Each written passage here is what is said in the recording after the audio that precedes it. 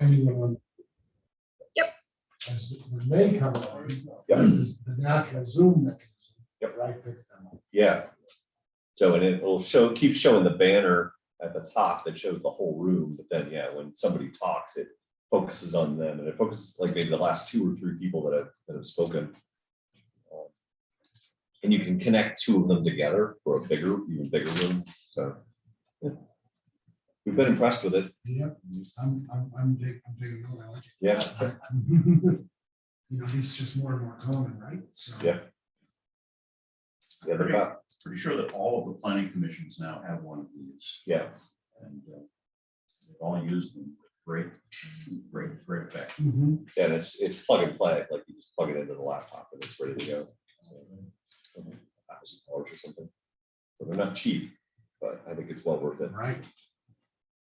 Actually, was at a meeting at the it was a committee meeting in town in Kingston, and we met at the high school in the library, and the school district must have at least one of these, and they brought it in and set up and used it for the meeting. Pretty cool. Mhm. Well known. Yeah. My wife uses them for remote teaching. Really. Yeah, and it works really well for mixed classrooms. They're doing ESL teaching, so it's very easy for the students to see the other people's faces and see what they're saying, you know, trying to picking up the English, and so it works really well. So, Does it work with all the various platforms like Microsoft Teams and all that? yeah. What's what Zoom Teams? What's the other one? I can never remember. Google Meeting. Cisco, WebEx. WebEx. Yeah, another one. Have you tried with FaceTime? I have not. I wonder if it works with FaceTime. That's different, right? Yeah, I don't use FaceTime, so probably would work. I mean, it acts just like a webcam, so you just plug it in and it picks up whatever software you're using it in. You know? Yeah.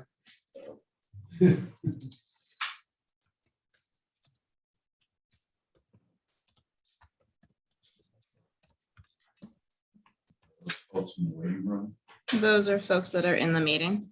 they're already in. Yep.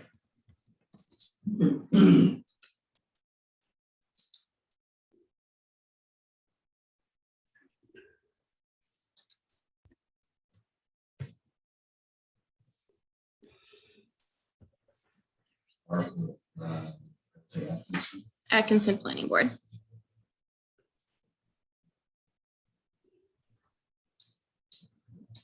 I've been to Exeter in a while. No, That's the school, right?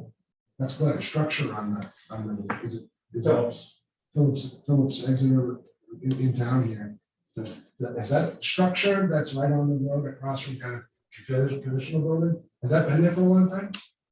Oh, probably you're talking about the new the new theater. It's a new theater. Yeah, it's okay. been there for a couple years. Yeah, it wasn't, I didn't remember it there last time I drove through the school. And they also have next to it.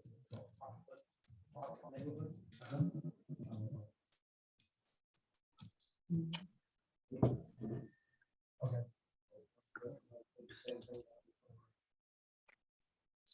Off right on High Street. Oh, yeah.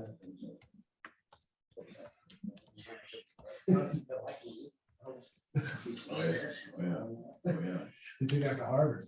Yeah. That's what Harvard does. No one else can now, right? Well, they own many of the properties up and down. Right? The old homes. Actually, I was really surprised. 2 of those old places, really, I mean, they're all beautiful, well maintained. But 2 of them went up for sale recently, and they were private owners, and I thought for sure those were Academy. Now they are? No, No, it's only right. well, one of them is still for sale, and one of them is sale pending. Yeah. That could be the Academy, I suppose. Yeah, the assumption is easy to make. Of the 2 of them, one is over 2 million, that one still doesn't have sale pending. The other one was around 1 million something, and that one went right away. Yeah.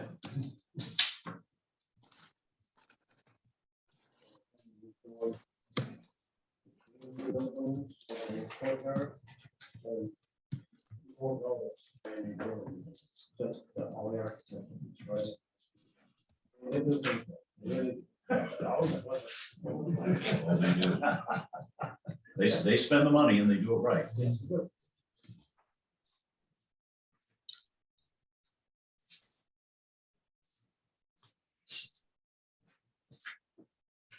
I know we're just talking right now. People have said that it's a little hard to hear people. I don't know if that's on our end or their end, but just to speak up when you're speaking.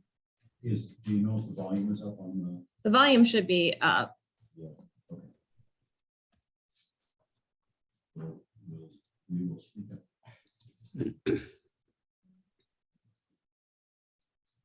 I don't know if you want to get started without that. I think we should. Okay. I mean, it's 5 after and folks are here. I'm assuming she'll join us. At this point, we're a committee of 3 for the developments of regional impact. So 2 of us are here, means we've got a quorum, and we've got staff here, and we've got folks presumably from the developer side here with us. And we'll go around in a second and do some introductions.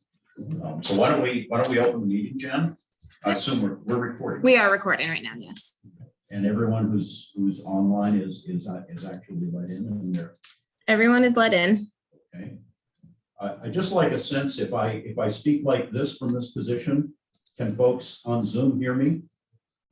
We can. Okay, Great.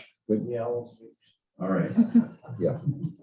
If at any point anyone out there in the ether can't hear people here, just please speak up so that we can adjust our voices. Okay. So my name is Glenn Koppelman, and I currently chair the Developments of Regional Impact Committee for RPC. And normally our executive director, Tim Roche, would do an introduction for us, but he's tied up in another meeting at the moment, so we're just gonna roll forward.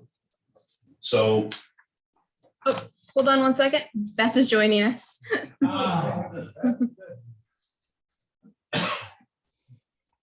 you're right on time. We just opened up, and I was just doing a little preamble. Go right ahead. Okay. So we now have a full committee here with us. All right. So why don't we start by doing introductions? That way we get to know who's here. So I'm going to start with the committee. Stop the share so that they And can. Line Plummer, to my right, is a commissioner from Exeter. And I'm Glenn Koppelman, commissioner from Kingston, and Beth Moreau from Portsmouth. Commissioner from Portsmouth. And the Regional Planning Commission is a membership organization, and the communities that are members have the opportunity to appoint commissioners that sit on a board of commissioners that act as the guiding body to the agency. And the agency has various committees and subcommittees that do different things, and the Developments of Regional Impact Committee is one of those. And the 3 of us are here because we have volunteered to be on this committee. So Wasn't very brave. and we love it so much that, you know, we're here. All right. So, and then we have staff here. Dave Walker is our assistant director here at RPC, and Jen Rowden is the land use coordinator. Yes. Program manager. Program manager. Close. It's okay. I should have just let you do It's fine.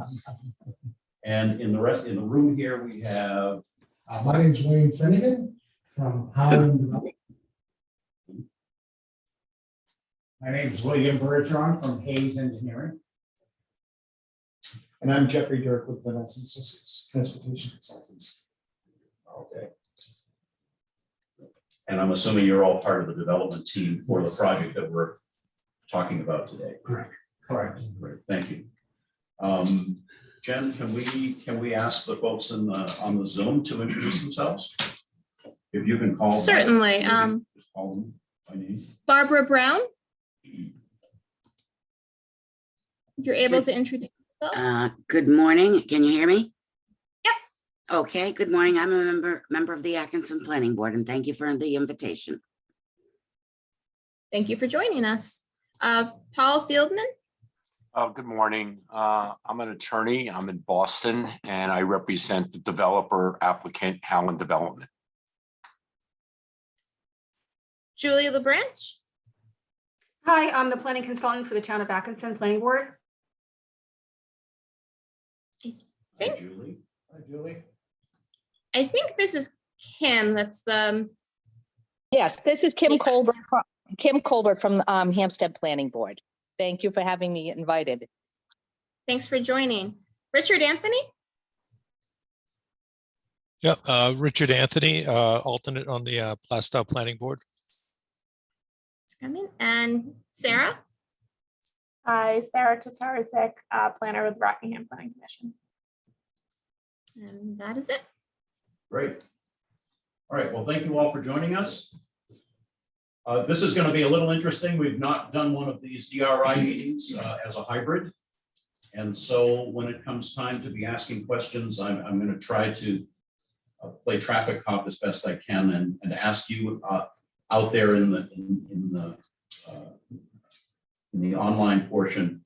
We'll try to ask for some etiquette, raising hands or doing something to so that we can identify, capture your comments or questions. But just so that everyone is aware of what we're doing here, there's a state statute, and for your information, it's RSA 36:54, which is the review of developments of regional impact statute for the state of New Hampshire.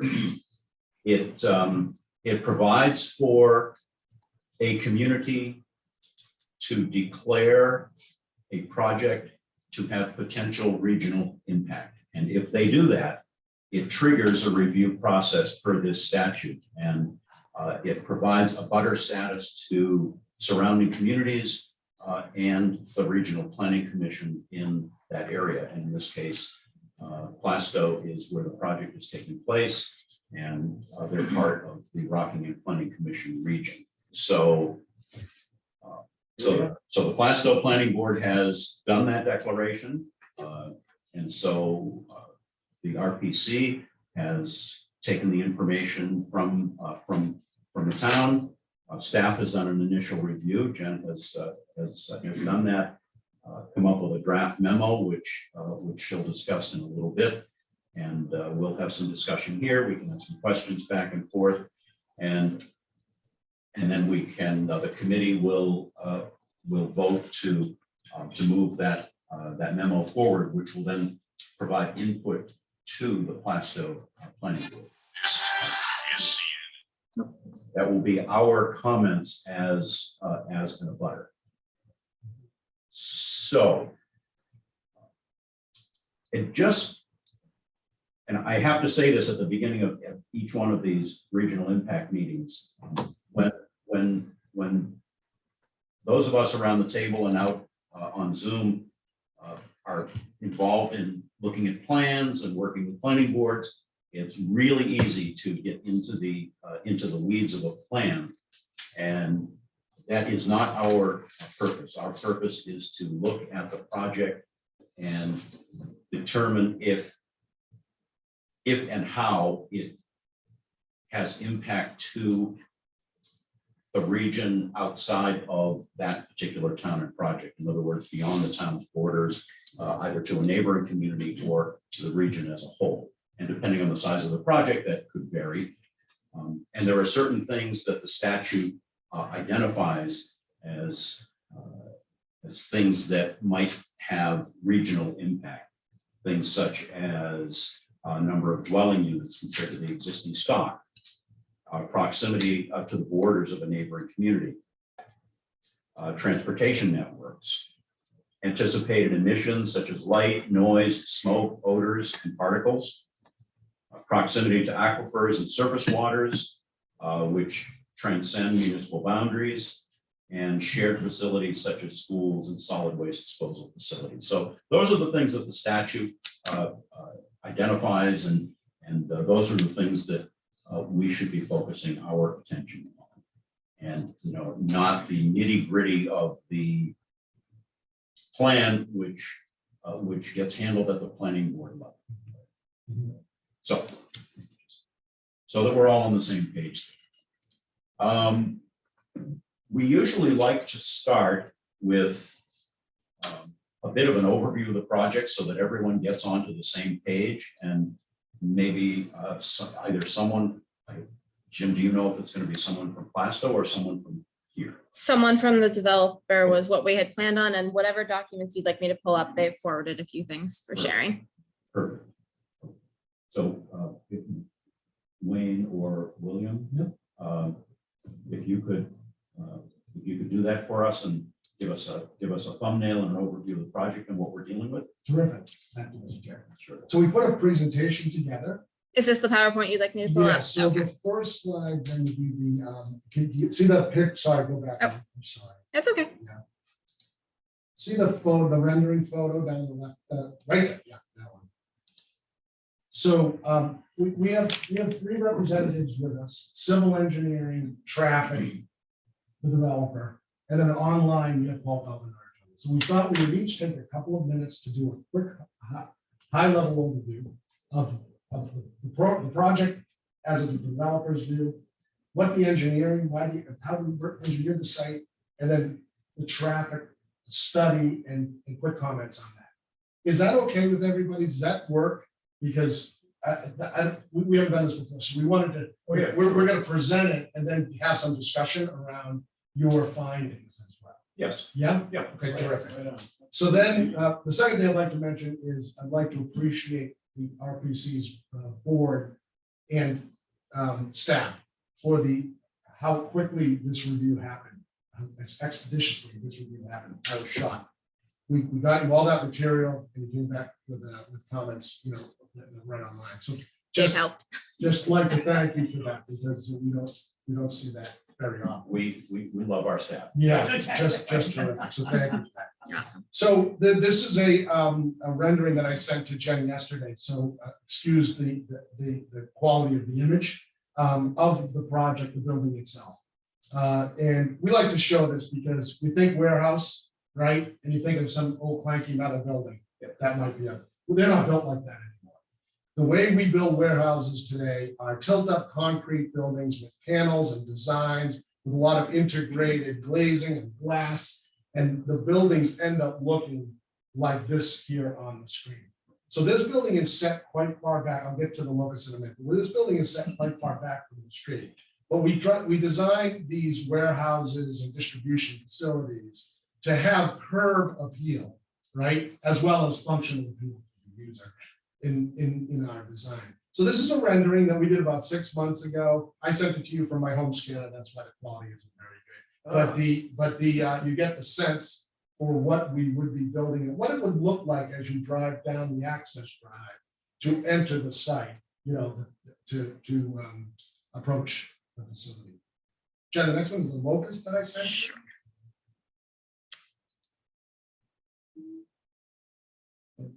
Right after any locus will do, but yeah, that's fine. So as the developer, right, and as we're looking for sites, we're always looking for sites that we think will work for our use in the town and in the zone. In this case, you can see with where the project is located is set back quite a distance from Route 125. We like that. We also like that we have access to Route 125, and we're about 5 miles away from Route 495. We just did a project in Haverhill for 105,000 square foot distribution center. Finished it in January. Have it leased up. We're fitting it up for the tenant. They'll take occupancy this summer. That's right down the street from this particular facility. So we know this area in general is a good area for this type of use. Around the area, we like this too. To the south, the west of us is the old landfill facility for Plaistow. So that's kind of quote unquote wasteland, right, as it sits there. We have very few it's all commercial and industrial uses around us and a few neighbors on Old County Road down the way. So we have very limited impact from an abutters perspective, particularly a residential abutters perspective, and on the site. And the zoning, accommodates the use. It's actually a use on the site. It's a use by right in the town of Plaistow. So that's good. So this is a great location. We have the zoning. It's limited impact on the community around us, and we think it enhances the community. So we really like this location for development. So that's why we chose it. And Bill, why don't you talk a little bit more about the site? If you could put up the for me. So I have all of the site plans up, No, I don't want the second one. I want the the the one I PowerPoint, sent you, the PowerPoint. the PowerPoint. Okay. So as Wayne indicated, the existing site is located significantly back from Route 125. In fact, on the proposal, we're about 700 feet from the nearest structure, which is on our actual land. And as far as abutting properties, we're about 1,100 feet away from the abutting property. That's the closest to ours. The existing site now consists of about 33 acres of land. It was previously used as a landfill. It was closed probably in the early 70s. We had a tract on that. There was one structure that was included. It's hard to see, but it's southerly of the existing container storage area that's shown. Yes, right in there. There's a 2,400 square foot contractor building that was constructed pre-1970 that's on site. And the container storage area that's there was constructed as a site plan approval in 2004 with the Plaistow Planning Board. The existing site was previously granted a right-of-way, 50-foot right-of-way back in the 70s. And during the approvals, they approved site plans for the existing building that's actually the container storage that's at 214, and the prior construction building of 2,400 square feet, and then the container storage. So that's kind of the existing conditions, and that's kind of important because all of those conditions with the proposal we're talking about really are not going to change. So the only impact that we're talking about that you people are relatively involved with would be the construction of the actual warehouse facility. So could you view the next slide, please? This shows the existing, again, it shows the existing facilities with a little bit more delineation relative to where the wetlands are and where the facilities are. Bill, just for orientation, it looks like it's oriented north-south, 125 to the right. That's correct. Okay. And the Kingston town line will be at sort of the top of that. Yes. The town line will be at the top of that. Okay. Correct. And the sanitary landfill closure is on the westerly portion of the site. And as you can see, the site, even though, I mean, you can see it's a significantly open space and open areas that are there. The remaining vegetation that's within that is basically just scrub brush that's come up through the abandoned site. So it's not really a quality type of vegetation that's there. Could you do the next slide, please?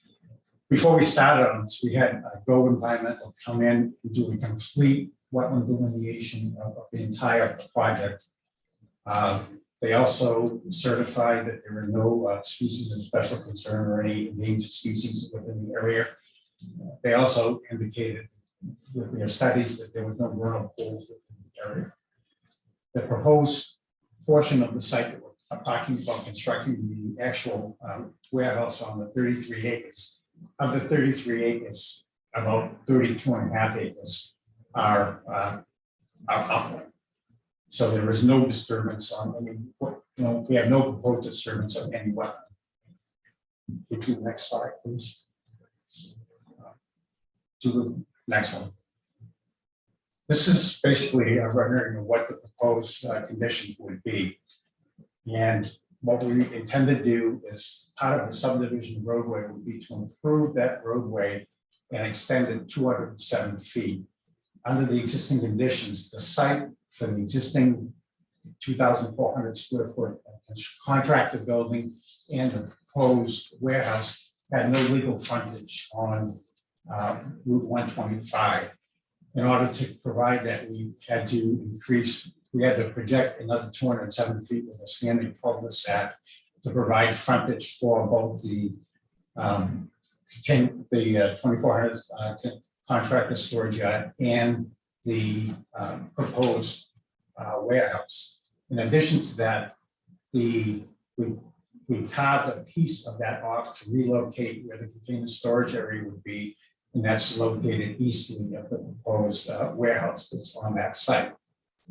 The proposed reconstruction of the roadway is being reviewed by the planning board, and the details of that I'm not going to go into.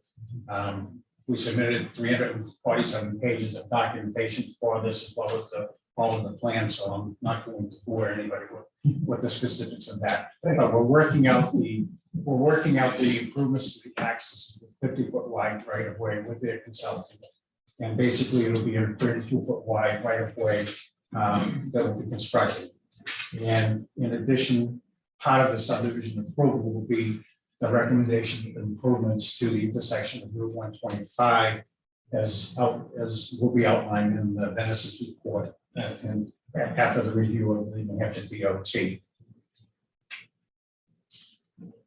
One of the things that we particularly were involved with in this, because it was a previously a gravel pit, soils were excellent as far as permeability and constructability for the site. We ended up going for a waiver on the construction, variance on the construction of the building to allow, it's a wide building, but we have to allow the roof to be sloped from the loading dock side to the other side of the building. When we were allowed to do that, we ended up with a stormwater management system along the entire perimeter of the back of the building, where we take all of the roof runoff, recharge it into the groundwater, and then it has a bypass to a further infiltration ditch that goes along the entire back side of the building.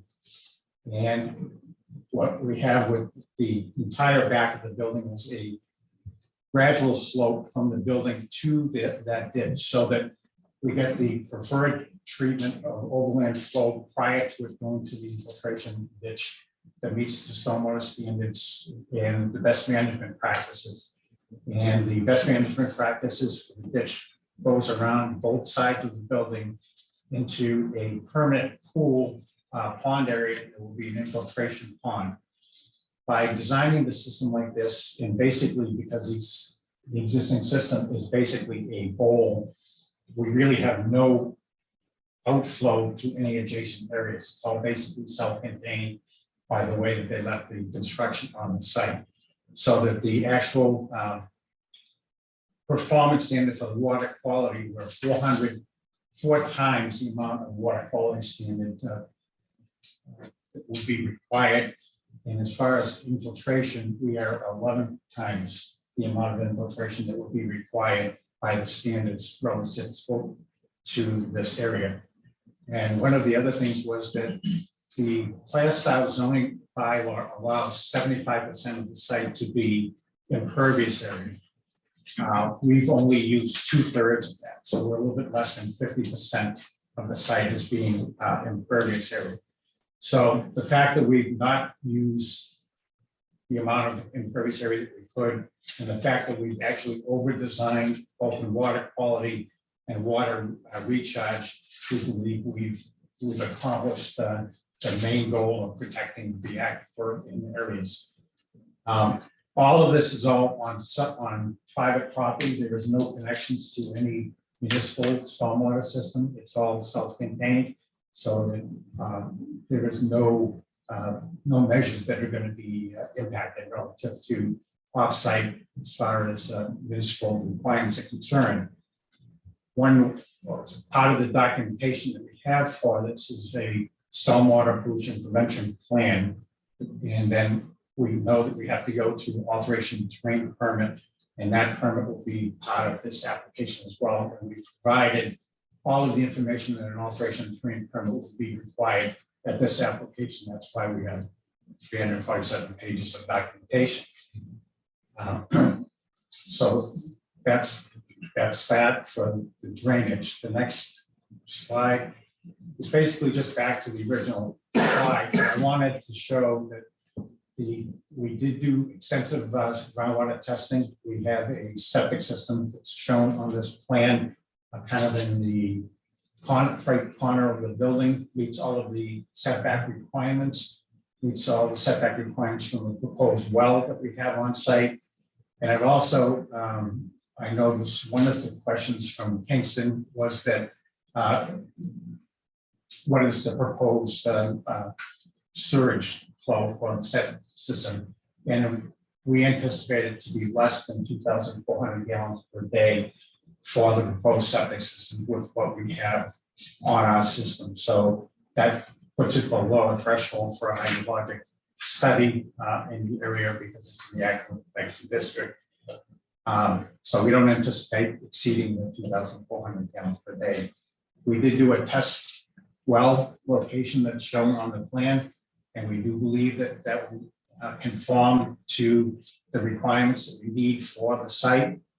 Originally, when we proposed this, we were going to have it be totally a well supplied system with a fire suppression system that would have a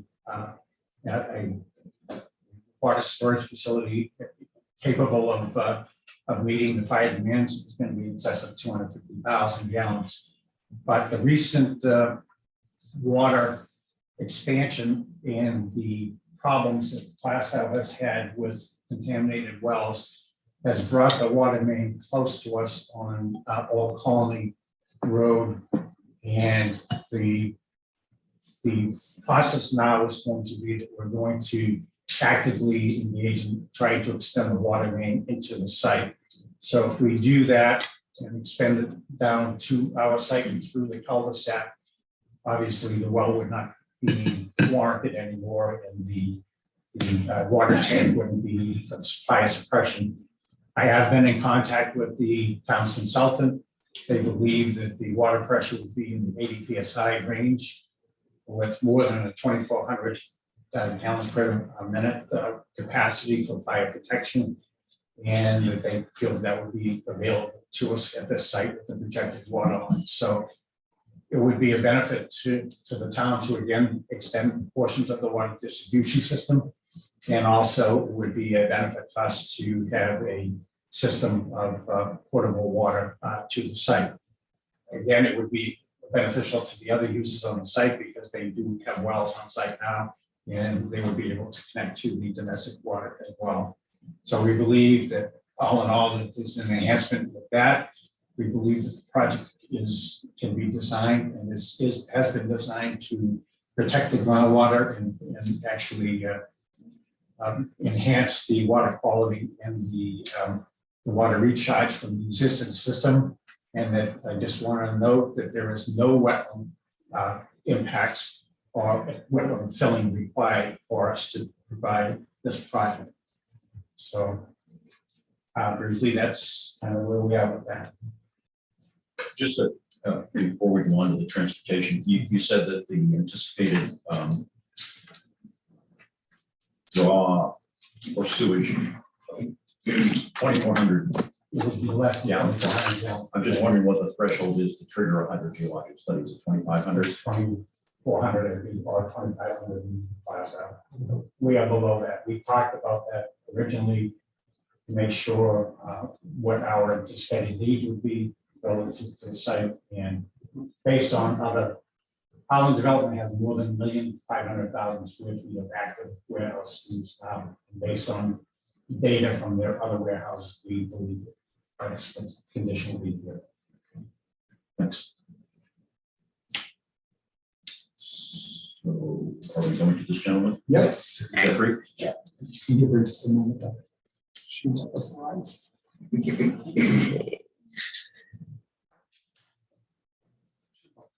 Well, there's a little bit of a colorful. Yeah. I apologize, guys. Got a lot of tabs going on. As she's pulling up the You know, slide. Wayne, if I could just mention something, a participant on the web has to leave at 9:40 and put a chat question in. So I just wanted to draw the committee's attention to that chat questions to see if we can accommodate the answer to that question before that person has to sign off. I'm gonna read it. Glenn. So it says, because I have to leave at 9:40, can they address what the warehouse will be used for and contents? Yep, so right now, we don't have a user for this warehouse. The way the market works right now is it is a build it and then will come market approach. The use in our Haverhill warehouse that took the entire building is a company called Crane Logistics, and they are a third-party logistics company that helps with delivering B2B logistics supplies and materials.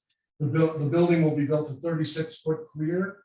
It will stack with an SFR system to handle any fire suppression, and it'll rack up to 36-foot clear. But right now, we don't know the use or the user. We know the use, excuse me, it'll be distribution warehousing. We don't know the user.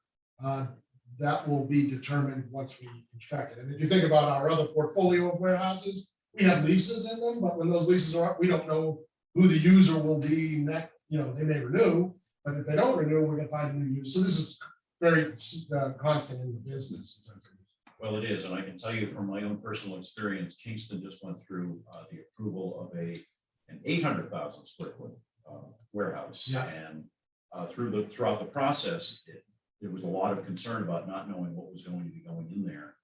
And, you know, both the board and members of the public really wanted to know, but they weren't able to identify it. So the approval had to be very specific about the conditions for the use. And that, you know, anyone coming into it would have to follow those conditions. And then if it were to change, it would require an amended site plan to adjust for that. That's right. And that's common in practice as well. And sometimes we're able to identify that potential user and the project becomes a build to suit type of project and it's a little bit clearer, but the general use of the building is pretty understood in the marketplace for these types of products. The assumption that a warehouse is a warehouse, and there's things that happen, so you have so many trucks typically that come and go. You may not know the schedule, but you certainly know the volume, so the traffic study can be done in some fashion. Yes. I guess the nature of the business, I guess. It's making assumptions based on the type of business. Exactly. Right. Yeah, I mean.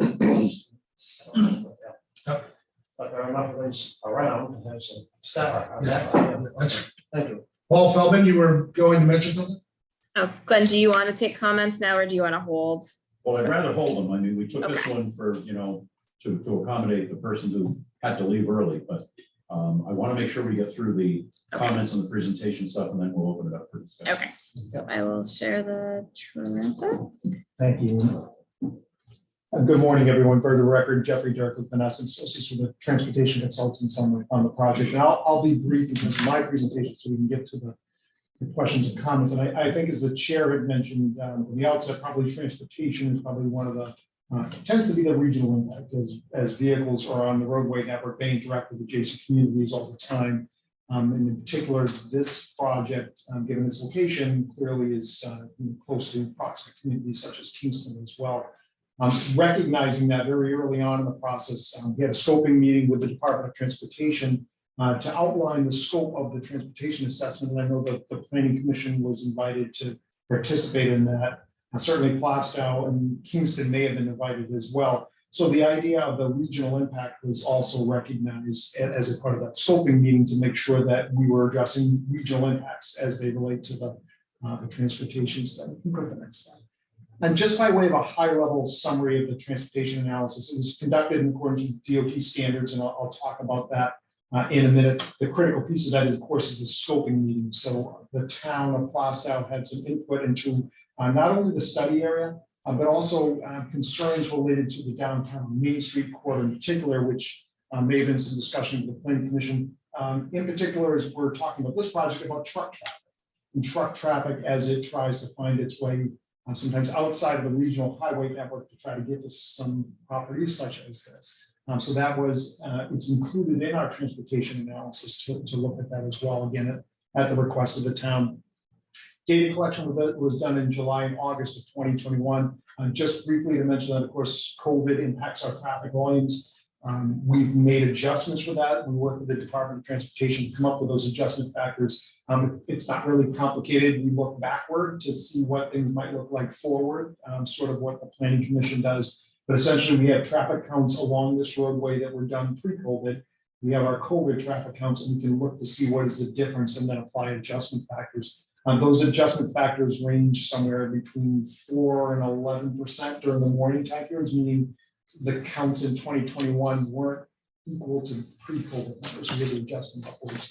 The counts in the evening were more influenced, were lower than pre-COVID. So the adjustments were upwards of about 19%. And again, that's based on looking backwards at 2019 pre-COVID traffic volumes. So we have a seasonal adjustment to peak, but then we're also adjusting to account for COVID. From the standpoint of the project itself, in terms of impacts along the corridor, the Route 125 corridor, as you know, was reconstructed at least in the southern portion by DOT. So there's capacity there. The DOT is going to be doing the northern section shortly, hopefully, which will benefit the project. So as we look at the impacts of the project, I think what would be most readily apparent to everybody would be the number of vehicles that are back up or queuing at intersections. And so as we look at before and after the project, the number of vehicles in queue for any movement at individual intersections was no more than 2 to 3 vehicles. And that accounts for increased truck traffic, which is not a significant portion. In fact, we just pointed out that the truck traffic as it relates to the overall project is about 2 to 3% of the overall traffic volumes. And the reason for that is that the facility can only accommodate so much activity within the warehouse. We have employees moving these around, packaging it, sending it back out. But once the product has arrived there, you can only process so much product in the size of the building that's there per day. And so that kind of limits the amount of trucks, because you can't have all these trucks arriving and then nowhere to store the goods. So that is a kind of one of the things that limits it. There's also some things with respect to the building itself that we can talk about in a moment, because as the chair and others were mentioning, there's lots of kinds of warehouses. And so as we're trying to estimate traffic, we have to look at the site plan, the way it's designed to determine what type of a warehouse is this, because we have multiple types of warehouses that we can choose to estimate traffic. Sight lines at the driveway probably is the other thing to talk about. That there's it's more than sufficient sight line. We've been out there, it's relatively flat and level. So we have more than sufficient sight line for not the posted speed limit, but the speed at which people are actually driving, which is not the posted speed limit. Next slide. This just shows the location of the project in relation to the transportation system. I think to the chair's point, just orienting ourselves, you can see how close we are to the Kingston boundary. And you see Newton off to the east of the project site. So I think that gives good context from a regional perspective. So this is the study area that we were scoped to evaluate by the Department of Transportation. It includes 2 intersections in Plaistow at 121A or Main Street on the old county road, and then 1 intersection in Kingston at Newton Junction Road and Hunt Road. So that was the study area DOT had asked us to look at with input from the communities as well. This slide shows the trip generation characteristics of the project. So as the chair had mentioned, we don't know who the end user is. So we have, just in basic terms, there's 3 types of warehouses that we look at from a traffic perspective. There's just generic warehouse. That's been around for a long time. Recently, because of the e-commerce trend, there's 2 additional warehouse types that have been added. There's high cube warehouse, which is what this is proposed here. You heard the high cube being the height of the building itself. And then there's also the parcel delivery or parcel hub warehouse. So that warehouse type, as you might imagine, is a little advanced. So your type of Amazon facility where you've got all vans, several hundred of them. And I think as we're looking at the types of warehouse types, what I always start with is looking at the building layout. And as we focus on the parcel hub warehouse, those facilities always have an ability for vehicles to drive into the warehouse. And the way that they typically work is there's a door on either side. They load 30 to 35 vans inside the warehouse at a time. So at any one point, there's 30 to 35 vans, they get loaded up, they leave, more vans come in. So as you look at a layout of a warehouse building, what would be striking in terms of that type of facility is they typically have 300 to 400 parking spaces because they need all the vans stored outside. They need the doors to go into the facility on either side as well. So if you see a layout that looks like that, that's what that is. And therefore any traffic analysis should be based on that type of a use, which is a high traffic generator, just by virtue of the number of parking spaces you can see on that. As we look at the high cube warehouse, there's two types of warehouses within that. There's a sortation warehouse and a non-sortation warehouse. Those facilities are typically over 1 million square feet, and they have a lot of robotics inside of them. And they're typically 3, 4, or 5 stories in height. This doesn't fit into that type of category. However, as we look at it, that's the highest traffic generator actually for this size of warehouse. So that's what we use here. In fact, what we've used for trip generation is it's a high cube fulfillment center, a sortation facility. A sortation facility is generally if you order from any online retailer and you have very small products, if you're ordering vitamins, let's say in shampoo and whatever else, you notice what they want to do is they want to say, let's give you the least amount of boxes. Right. So what they do is the robots go and they pick all this stuff off the shelf, put it in a box. So it's sorted, put it in a box and then shipped to you. So that's a sortation warehouse. A non-sortation warehouse, which is also within this category, that's washers, dryers, and microwaves, and generally anything that's bigger than 18 by 18 inches square that can't be sorted. Larger than bread box. Exactly. Okay. So it can't be sorted. Robotics still work that way, but it's not. It's just a different type of warehouse. That generates less traffic than the sortation warehouse within the square footage, and then generic warehouse actually generates less traffic as well. So what DOT asked us to do is we presented trip generation for those 3 types of warehouse facilities. And then they asked us to use, to the chair's point, the one that resulted in the highest traffic volumes, so that as the Plaistow Planning Board is looking at this and they put conditions on something, they can at least be able to look at it and say, well, they've analyzed a high traffic generator use. So if it ends up being less than that, then it's good, they dedicated for it. So that was the purpose of this. So as we're looking at a total vehicle trips is just over 1,900 two-way trips. That includes 58 truck trips over the course of 24 hours as part of the project. During each of the peak hours, so the morning peak hours, this is 7 to 9, an hour between 7 to 9, it's 262 additional vehicle trips. A small amount, 6 is actually truck trips. And then during the evening peak hour, it's 361 vehicle trips. Again, 6 is truck trips. The reason why the truck trips are small is that trucks generally do not want to arrive while the employees are coming and going. The user doesn't want that either, but also they don't want to interact with school buses and everything else that's on the road. No one wants them to interact with those, but they also don't want to be there. And they don't want to drive during congestion. So that's why those numbers are small to the peak hours. So most of the truck activity occurs during the off peak. Yeah. Is it assumed that when you say trucks, you're talking tractor trailers typically? Yes. Generally 3 or more axles is the word. Okay. Next. So this slide shows the distribution of it. This is employee-related trips for the project. You can see it's fairly distributed because the employees will come from all of the adjacent communities, as well as from within Plaistow. About 75% of the employee trips are expected to come from the south, 25% from the north. The way these numbers are developed is it starts with US Census data. So we look at journey to work data. So you report where do you live and where do you work.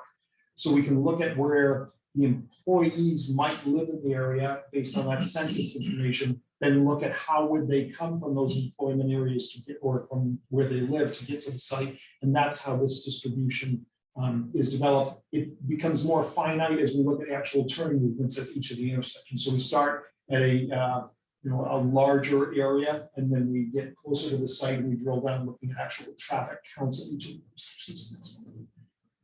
This slide shows the truck trips associated with the project, and as Wayne had mentioned initially at the beginning of the presentation, we're the location of the site, we're expecting that looking at the interstate highway system, most of the traffic is truck traffic will be coming from 490 Interstate 495 will arrive at the site from the south, so that's why you see 67% of the truck traffic will be coming up on 125 from the south, traveling northbound to get to the site, and then of course they exit the same direction. A smaller amount, 33%, will be likely oriented to the 101 corridor and coming that way. So if they're coming from, points to the north, Maine, into Canada, they would come down, and that's where those 33% come from. So in looking at all of the traffic volumes and the distribution that we've talked about, we developed a set of recommendations. We've performed the capacity analyses at each of the intersections under the DOT requirements, which is the opening year is 2023, the 10-year horizon we're looking at is 2033.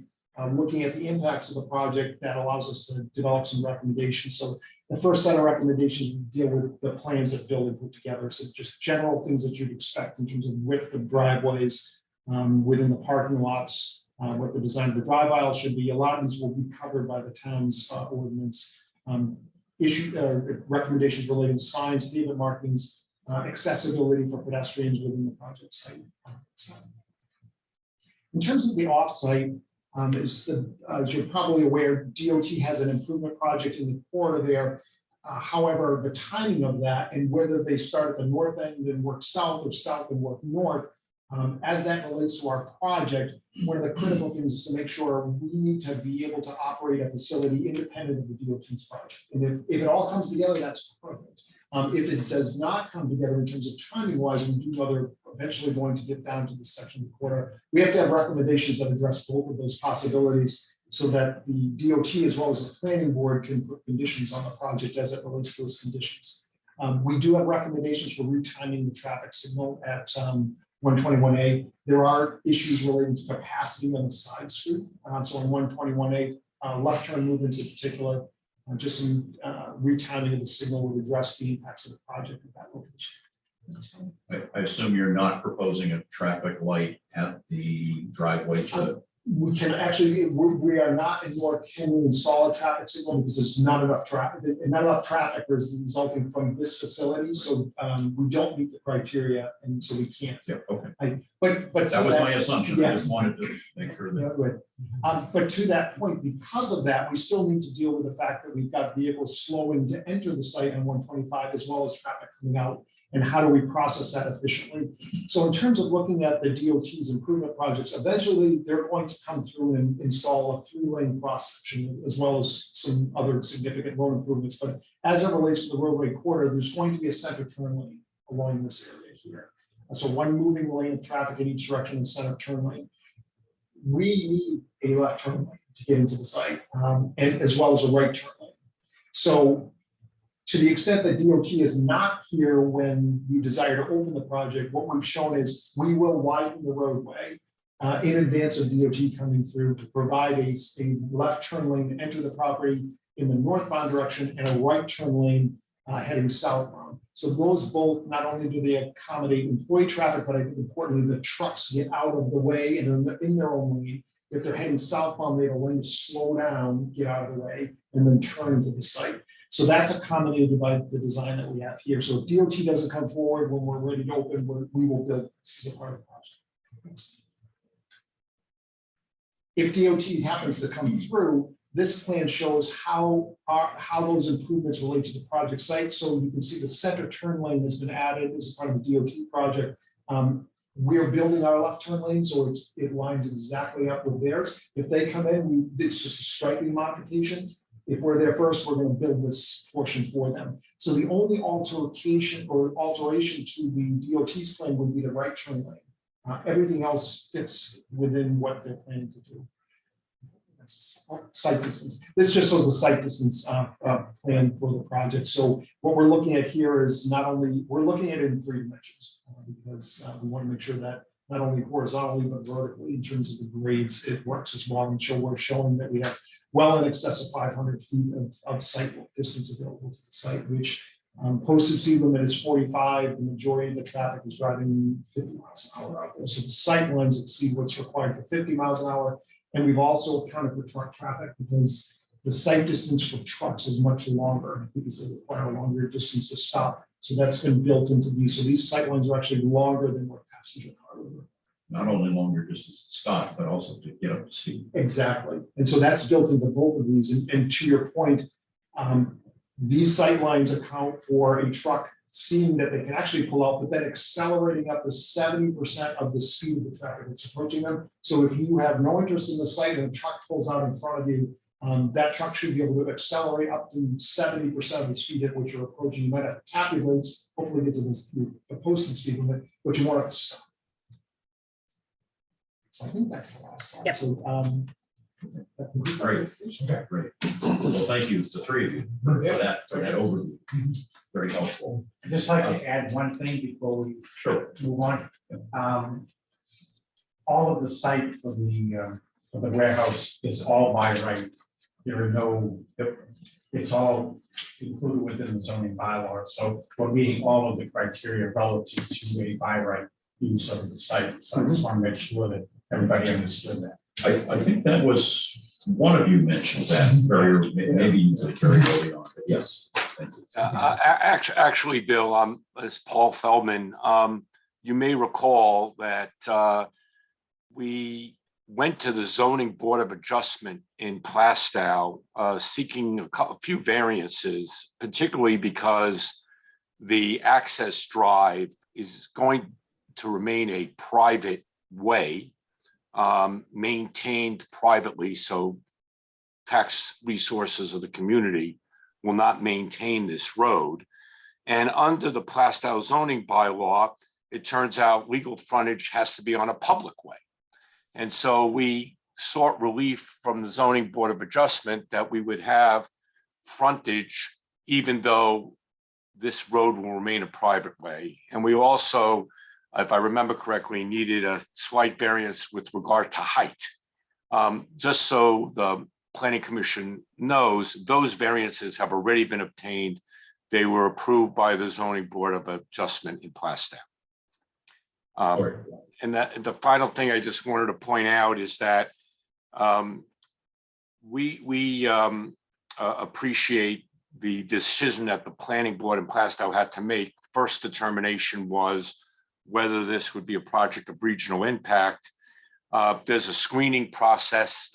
This commission actually promulgated some guidelines in 2021 and last summer, which we appreciated because that really helped us understand how Rockingham thinks about this process. And when you apply those screening guidelines, we concluded that a referral to the commission was appropriate by the planning board. And that's why we're here and we're glad to be here.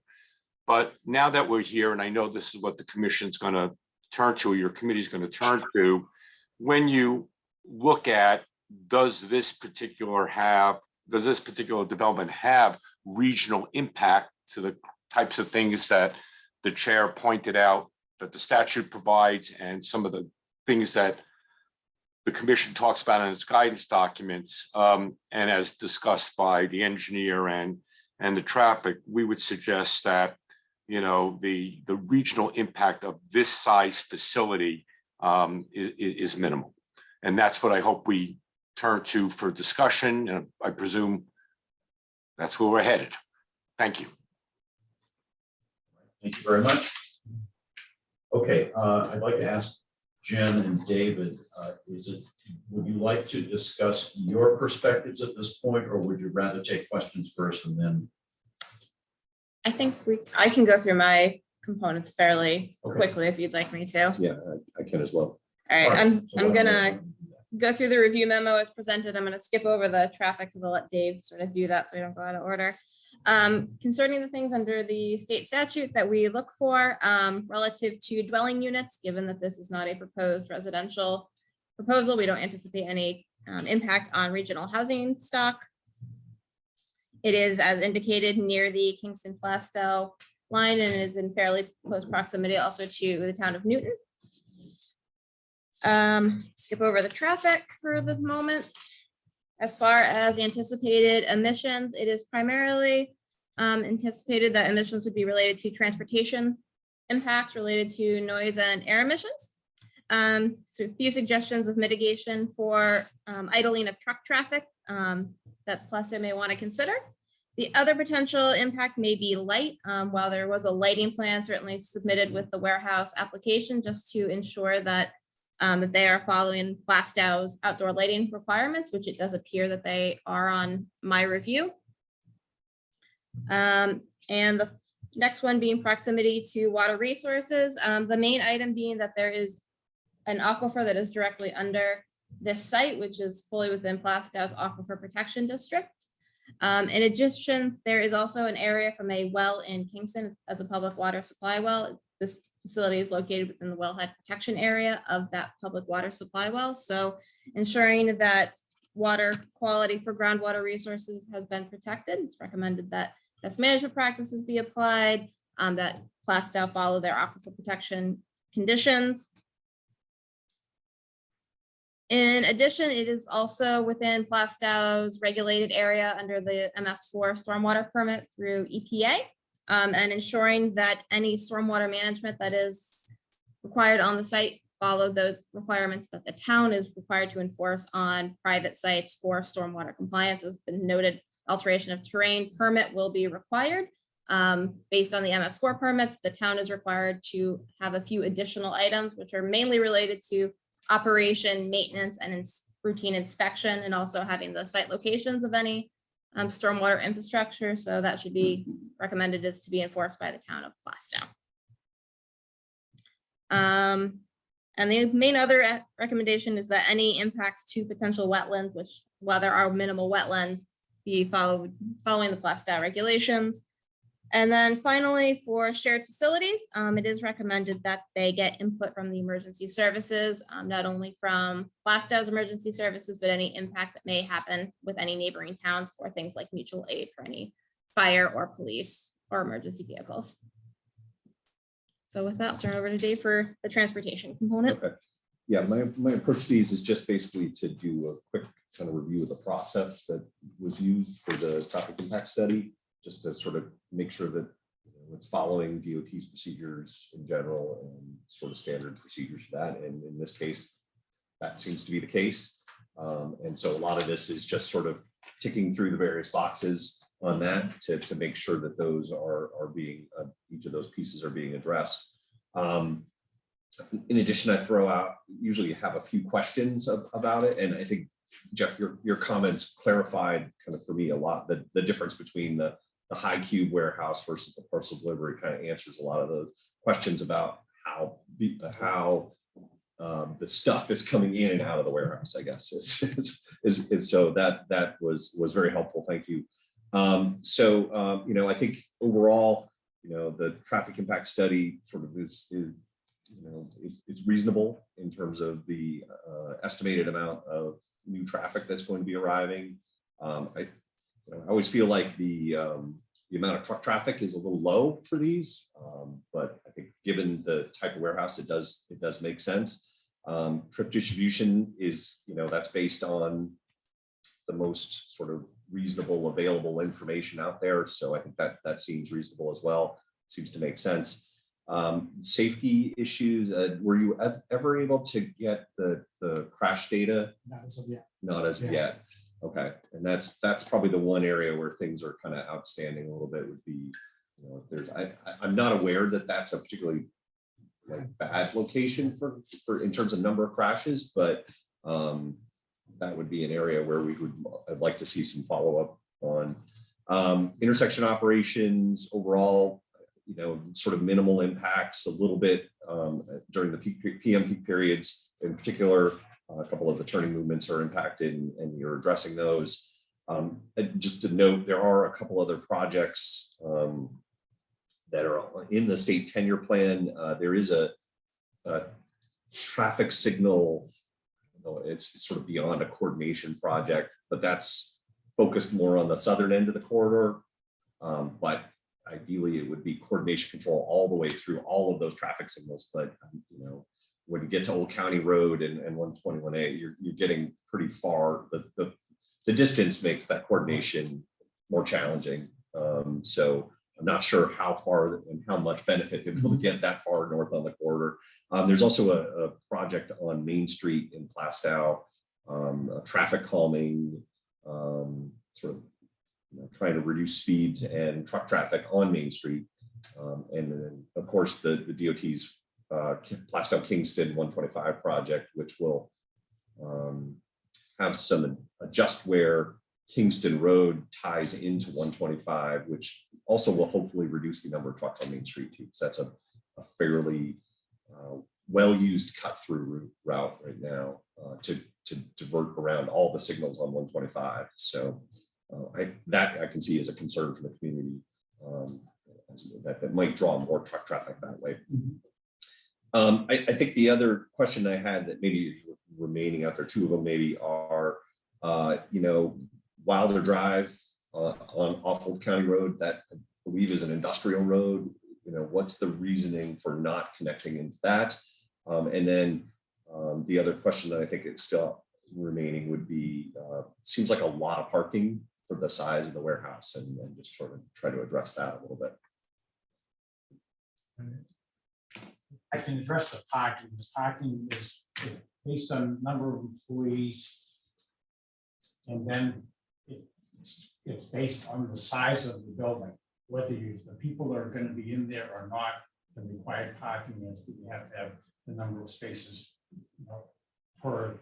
it's one space for every 2,000 square feet. So it adds parking just by the fact that it's adding parking. Is that the town regulation? That's a town regulation in the zoning. So it's not that we anticipate that much, it's just That's required. Right. And depending on the tenant and the use, the parking lot could end up being maybe only half. That's right. That's correct. Depending. We designed it to the spec of the town. Sure. And, Okay. and we're okay with that, but the likelihood of using all of that parking is not very likely. So that could potentially be a waiver that you asked for, would be to reduce the amount of parking, because it's just based on the size of the warehouse, it's not really needed. Okay. Or land bank. Or land bank, yeah. Okay. Yeah, that's reasonable. Yeah, okay. Yeah. Reducing that impervious surface isn't ever a bad thing. So, okay. And then what about Wilder Drive and using that as an access way? We originally thought about trying to do that.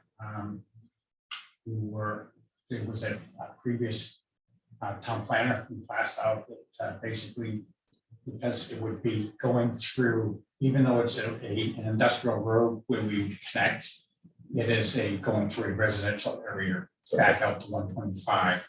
And we thought that the impacts of the traffic were directly onto 125 versus making the truck traffic and the warehouse traffic go through Old County Road was just not worth the aggravations, all of those abutters on that side. Okay. And there was questionable rights relative to Wilder. Wilder's a private. It's a way that's Okay. private. Yeah. And we had questionable rights to that, so we didn't want to be involved with that kind of fight as well. Okay. Like you, it was our first inclination. Yeah. Was to go out for that. Right. Right, but then we studied it and it wasn't as. Well, you tie into a signal, so. You tie into a signal, but the disruption of the neighborhood and the private see at the road. Yeah. Okay. Yeah, I wasn't aware that it was still a private road. That's good. That certainly complicates things. DOT asked the same question. Yeah. So, I mean, and related, the other point I had in here and trying to recommend this for all these warehouses that are going forward is, using electrification and other methods to just try to reduce the amount of idling that's occurring for trucks. And I don't know if you've incorporated, that gets incorporated into your design of your warehouse at all in the loading docks. Yeah, as much as we can. Some of the, certainly in the building itself, we can add sound dampening, but in the use of the vehicles, a lot of the vehicles that will come in, the trucks come in, will not be owned by the user of the building, so you can't control that. Right. You can put some sound dampening around trucks controlled by the user, the tenant. Yeah, no, It's not, but it's not just sound, it's air quality. Yeah, Air it's quality. just air quality, like Yeah. basically allowing the trucks to plug in so they don't have to idle. Mhm. And that's, given the amount of emissions that we have in the region, we're trying to keep reducing those over time. So It's a good that's, suggestion. so, you know, if we can incorporate that, that's always a positive step. So that's all I had. Okay, thanks, David and Jim. Before we open it up to general comment, I'd like to make sure that the committee has an opportunity to ask questions or comment if they have some. All my questions have been Oh, how wonderful. answered. Okay. Lang? Well, Anything burning in your for the mind? conversation, to me, that it clearly, major question is the impact traffic. But it appears that the study has been very thorough in its process of looking at more, I'll say more extreme, higher demanding traffic situations to come up with, what you come up with. And if I'm hearing clearly, the improvement needed at that intersection will be done by the developer unless the state happens to decide to cut there. Correct. Yeah, one way or the other, the improvements are going to take place. It's just a matter of time. Of course, it'll be done with state standards. Exactly. Because they don't want their, rebuild. So I think they're okay right now. Okay, all right.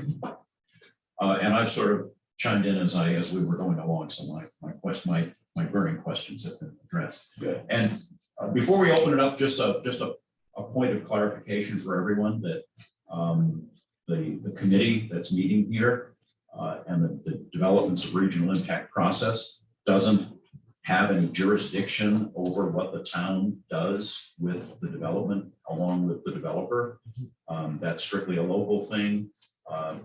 The developments of regional impact merely provides the planning commission a butter status and the opportunity to provide comment and input to the town as they are proceeding with their review. And again, those comments that the planning commission makes are by statute limited to those things that could be regional in nature, regional impact in nature.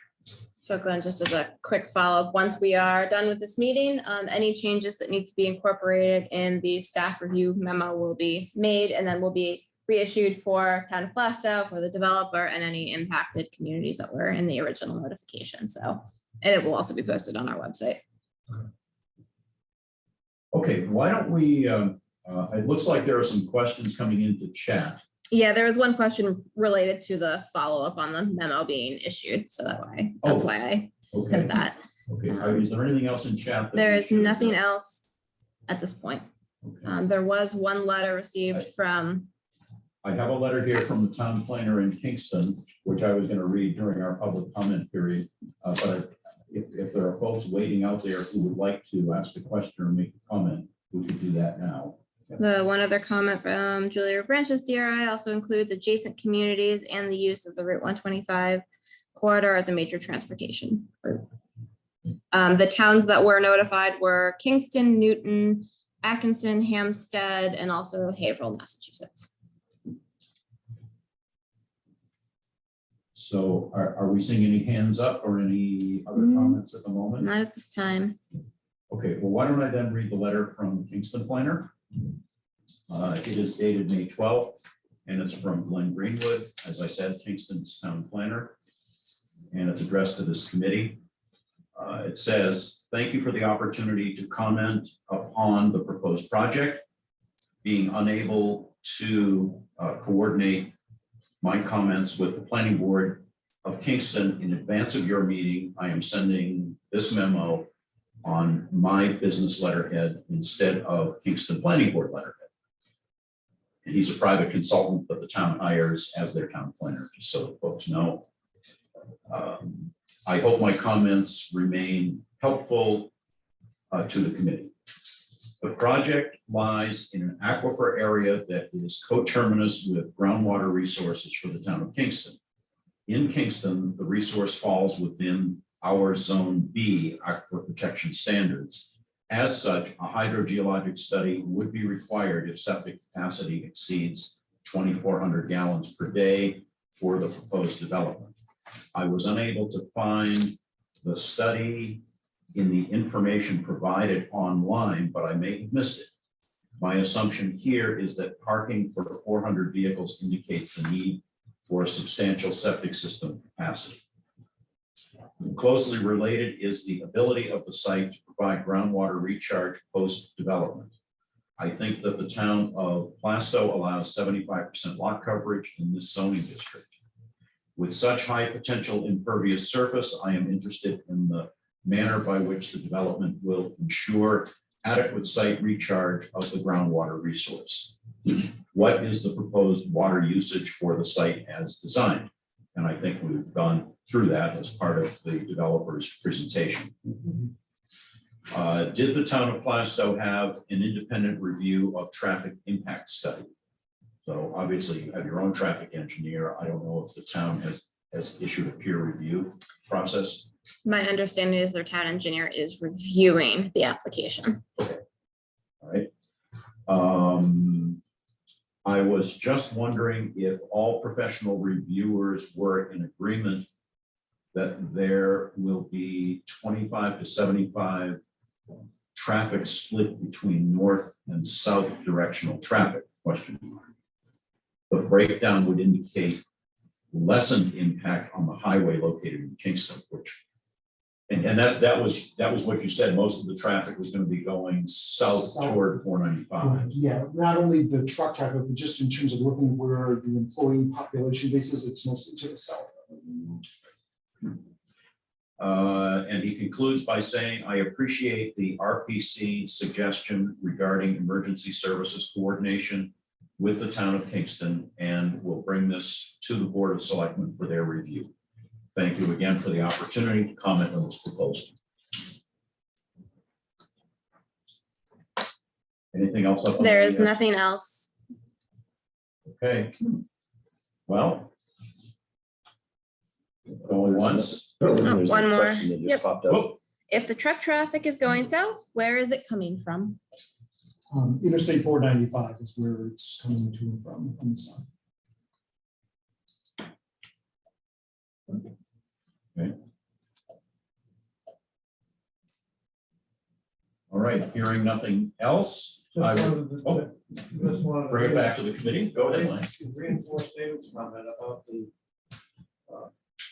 technology that can be used to help reduce air pollution. Will you capture that a little more directly in your comments? Yep. To the town? Okay. Now, as I was starting to say, we're at a point where we'd be happy to do a motion to. Oh, We have one more. You don't anticipate truck traffic from Route 101?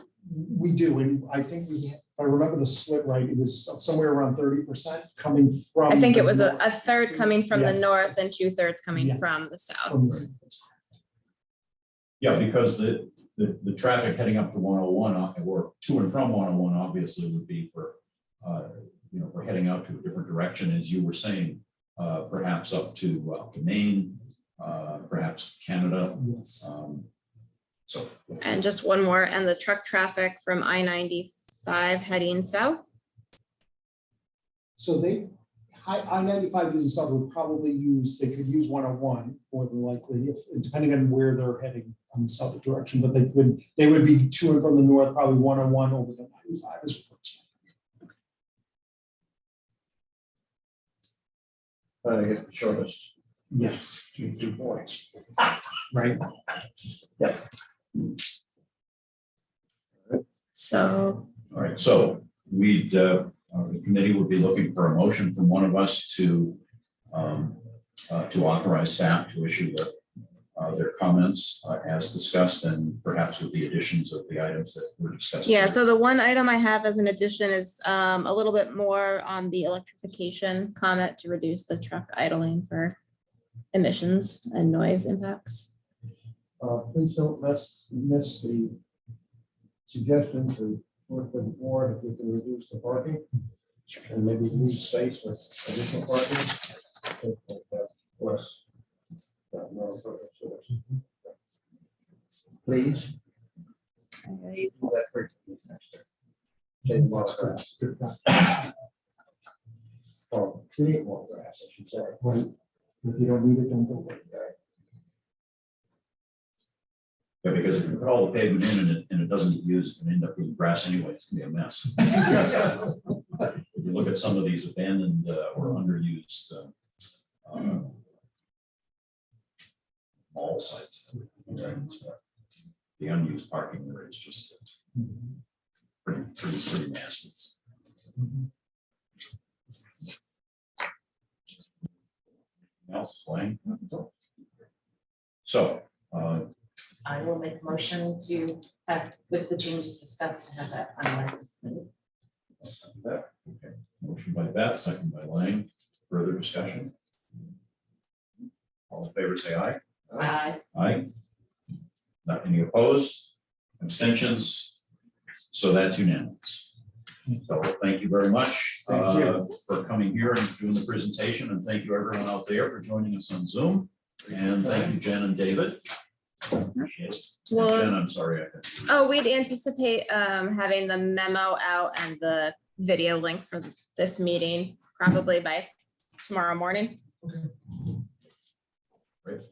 All All right. Thank Once you all. again, we have to know, thank you, everybody, for your attention and cooperation and it's expedience in getting this project done. We really appreciate it. Our pleasure. Thank you. You're welcome.